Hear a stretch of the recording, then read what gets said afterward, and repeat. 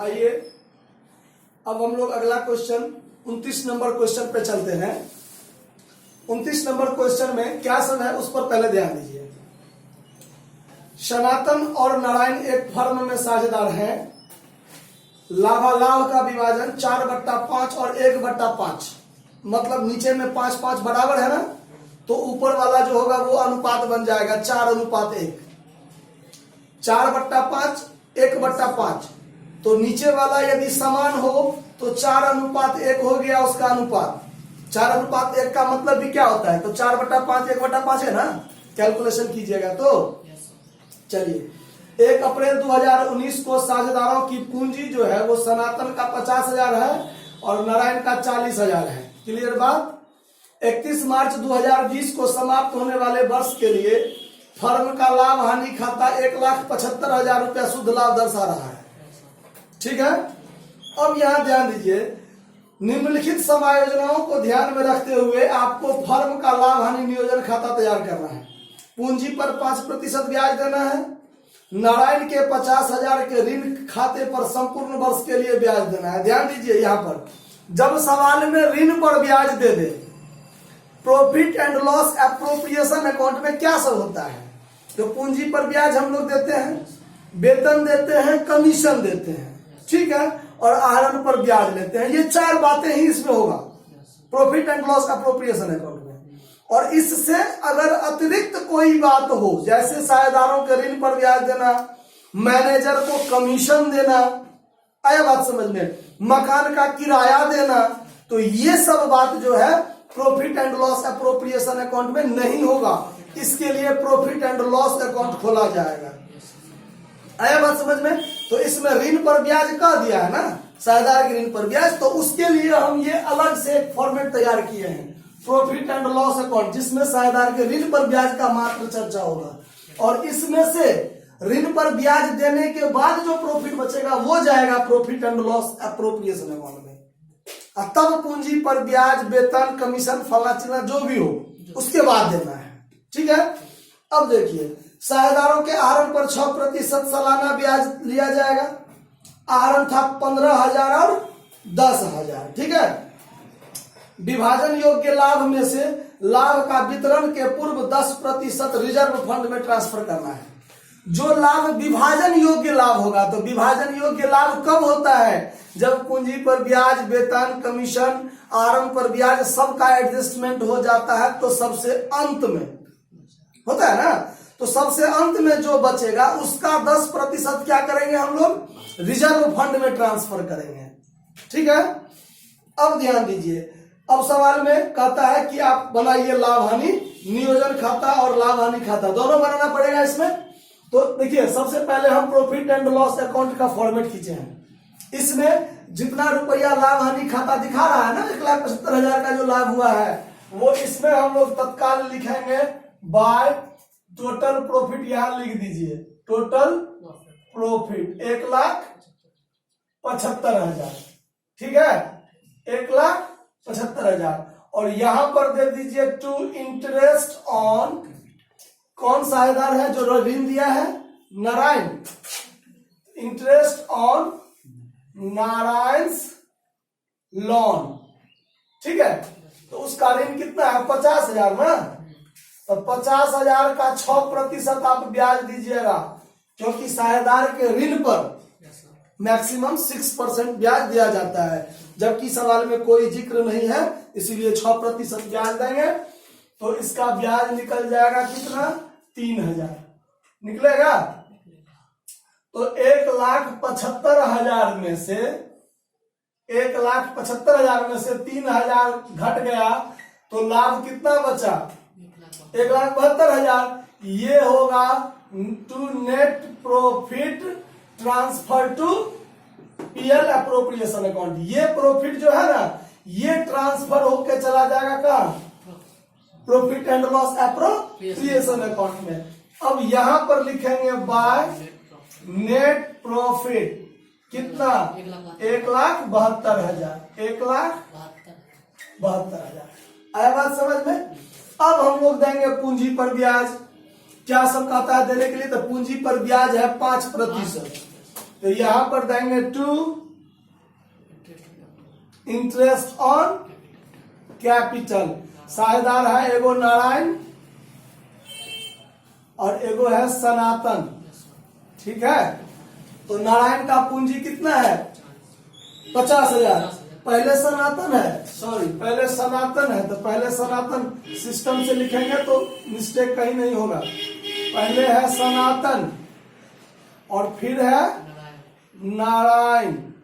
चलिए, तो सनातन का पूंजी है 50,000। 50,000 का 5% ब्याज देंगे 2500, और नारायण का है 40,000, 5% ब्याज देंगे 2,000, तो 4,500 हो जाएगा। यहाँ पर पूंजी पर ब्याज 4,500 क्लियर। अब आगे कहता है आहरण पर ब्याज। तो आहरण पर ब्याज हम लोग कहाँ देते हैं, क्रेडिट साइड में, बाय इंटरेस्ट ऑन ड्रॉइंग्स। पहले सनातन और फिर नारायण। देखिए आहरण पर ब्याज के संबंध में इसमें आहरण तो किया है सनातन 15,000 और नारायण 10,000, लेकिन कब किया है, डेट दिया हुआ है, नहीं दिया हुआ है।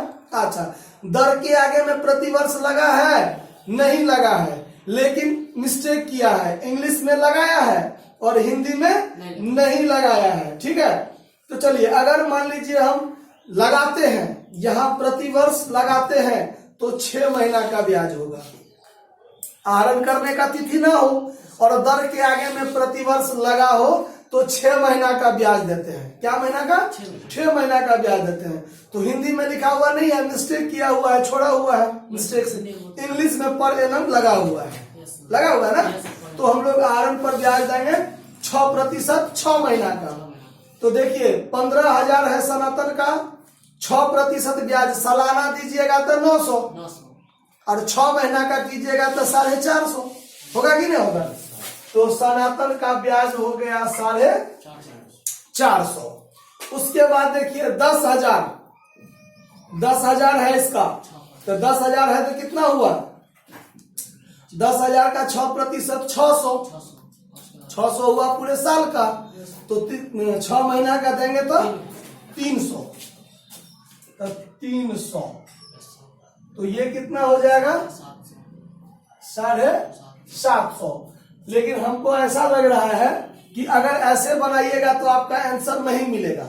आंसर इसलिए नहीं मिलेगा क्योंकि आंसर दिया हुआ है आपको मेरे विचार से हिंदी के हिसाब से।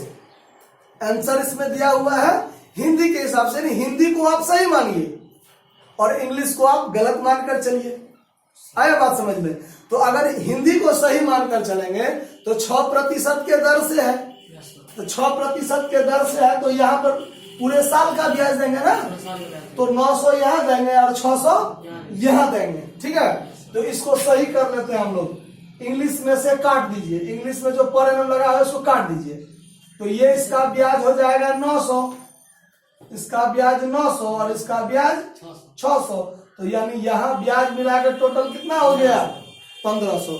दोनों चीज बता दिए, हिंदी के हिसाब से भी क्या होगा और इंग्लिश के हिसाब से भी क्या होगा।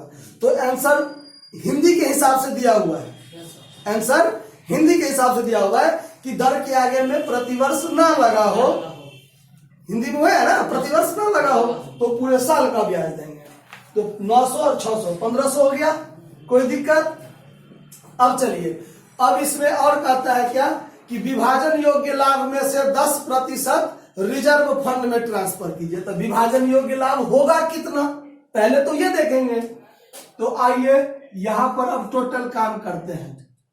1,72,000 और ये मिला के 1,73,500, यहाँ भी 1,73,500 और 1,73,500 में से 4,500 जो घटाइएगा तो 1,69,000 होगा। तो 1,69,000 तो वितरण करने वाला लाभ है कि नहीं। तो अब आपको वितरण नहीं करना है, वितरण करने वाला जो लाभ है उसका 10% आप रिजर्व फंड में ट्रांसफर कर लीजिए। रिजर्व फंड का मतलब हम उसको एक साइड में बचा के रख लेते हैं, जो कभी इमरजेंसी में काम आएगा वो हमको। जैसे हम लोग कुछ रुपया बचा के नहीं रखते हैं, तो वैसे ही लाभ में से कुछ रुपया बचाकर इसलिए रखा जाता है कि कभी आकस्मिक अगर हमको जरूरी पड़े तो हम रिजर्व फंड से क्या करेंगे, काम चला लेंगे। इसीलिए तो पहले यहां पर रिजर्व फंड में ट्रांसफर कर लीजिए, रिजर्व फंड में। तो अभी तक वितरण करने योग्य लाभ 1,69,000 है, उसका 10% क्या हो जाएगा, 16,900। ये रिजर्व फंड भी कल के डेट में यदि इसका कोई जरूरी काम नहीं हुआ तो इसको साझेदार ही आपस में क्या करता है, बांट लेता है। तो तत्काल अभी नहीं बांटे हैं, बाद में जब हमको इसका काम नहीं पड़ेगा, बचल रहेगा तो ठीक है, बांट कर समाप्त कर लो, ऐसा बाद में होगा। तत्काल इसको रिजर्व फंड में ट्रांसफर कर लिया गया है, ठीक है। अब 1,69,000 में से फिर 16,900 क्या हो गया, रिजर्व फंड में ट्रांसफर। अब जो बचेगा वो बचेगा इधर 100 और इधर बचेगा आपको 8 में से 6 गया 2 और 16 में से गया 15, 1,52,100। ये प्रॉफिट साझेदार आपस में क्या कर लेगा, बांट लेगा। तो यहां लिखेंगे 2 पार्टनर्स कैपिटल अकाउंट प्रॉफिट, ठीक है। और साझेदार कैसे बांटेगा, 4:1 में।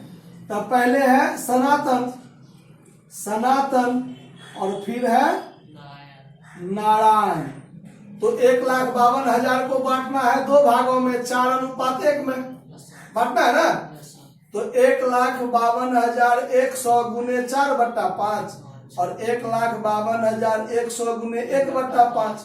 तो 5 से इसको यदि हम काट लें तो 5 दिया 15, 0, 5 चौका 20, 5 चौका 20, 2 कितना होगा, तो 30,420 इसका हो गया, ये हुआ नारायण का, ठीक है।